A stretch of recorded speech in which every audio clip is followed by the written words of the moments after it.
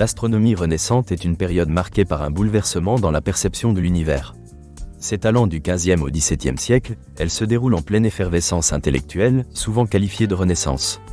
Ce mouvement, touchant l'art, la littérature et la science, tire ses origines de l'Antiquité classique, mais s'accompagne d'innovations radicales en astronomie. Les savants de cette époque développent des méthodes qui révolutionnent notre compréhension du cosmos. L'une des figures emblématiques de cette période est Nicolas Copernic. À une époque où le modèle géocentrique prédominait, Copernic propose un modèle héliocentrique. Dans son ouvrage De Revolutionibus Orbium Celestium, il soutient que la Terre, ainsi que les autres planètes, tournent autour du Soleil. Cette idée marque un tournant décisif en introduisant le concept de relativité des mouvements célestes. L'héritage de Copernic ne se limite pas à ses idées. Son modèle offre une nouvelle perspective qui ouvre la voie à de nombreuses découvertes.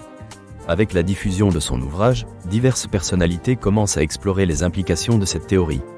Johannes Kepler, à travers ses célèbres lois du mouvement planétaire, consolide cette vision. Kepler démontre mathématiquement que les planètes suivent des orbites elliptiques autour du Soleil. Ses travaux, basés sur les observations de Tycho Brahe, témoignent d'une rigueur scientifique nouvelle, alliant observation et mathématiques.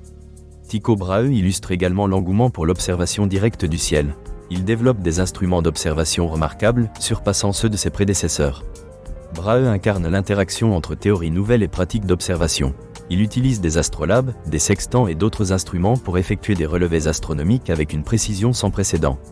Il crée un observatoire à Uraniborg, sur l'île de Ven, où il gravitait autour de ces nouvelles découvertes. L'essor des instruments astronomiques représente un symbole du dynamisme scientifique. La lunette, développée au début du XVIIe siècle, change la donne. Galilée, souvent appelé le père de l'astronomie moderne, utilise la lunette pour réaliser des observations célestes qui bouleversent les dogmes établis. Il découvre les satellites de Jupiter, les phases de Vénus et des détails lunaires. Ces découvertes fournissent des preuves empiriques en faveur du modèle héliocentrique et remettent en question l'idée selon laquelle les corps célestes sont parfaits et immuables. La Renaissance redéfinit également les rôles des astronomes. Au lieu d'être de simples calculatrices d'éphémérides, les astronomes deviennent des observateurs attentifs et des théoriciens audacieux. Ils collaborent avec des philosophes pour interroger non seulement ce qu'ils voient, mais aussi les implications pour la nature de l'univers. Des penseurs comme Giordano Bruno élaborent des théories sur l'infinité de l'univers et l'existence de mondes habités ailleurs que sur Terre.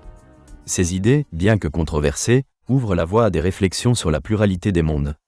La question religieuse joue un rôle central dans cette réflexion.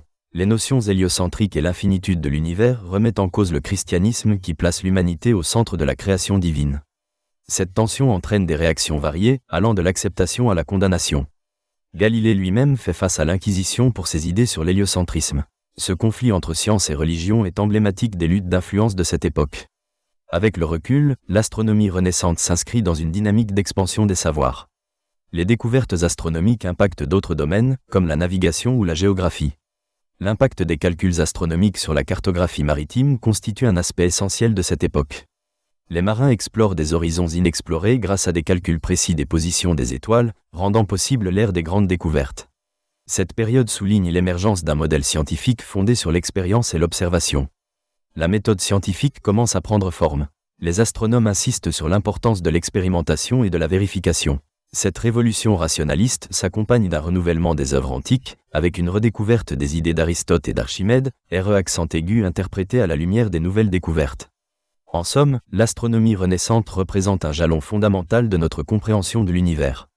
Elle illustre comment des savoirs anciens peuvent être réinterprétés pour donner naissance à des idées novatrices. Les avancées de cette période s'inscrivent dans un contexte de remise en question des dogmes établis, à la fois scientifiques et religieux. Grâce à des figures emblématiques comme Copernic, Kepler, Galilée et Brahe, l'humanité se réapproprie le ciel. Les découvertes réalisées ne se limitent pas à la cartographie stellaire, mais questionnent également notre place dans l'univers. Cela entraîne un changement de paradigme qui se poursuivra jusqu'à l'époque moderne. Ainsi, l'astronomie renaissante constitue bien plus qu'un ensemble de découvertes techniques. Elle représente une transformation profonde de la pensée humaine. Les connaissances astronomiques nouvelles élargissent les horizons. Elles préfigurent l'avènement de la science moderne et de notre façon d'envisager notre relation avec le cosmos. L'astronomie renaissante reste, aujourd'hui, une source d'inspiration pour ceux qui s'interrogent sur l'immensité de l'univers et notre essence en tant qu'être pensant face à cette immensité.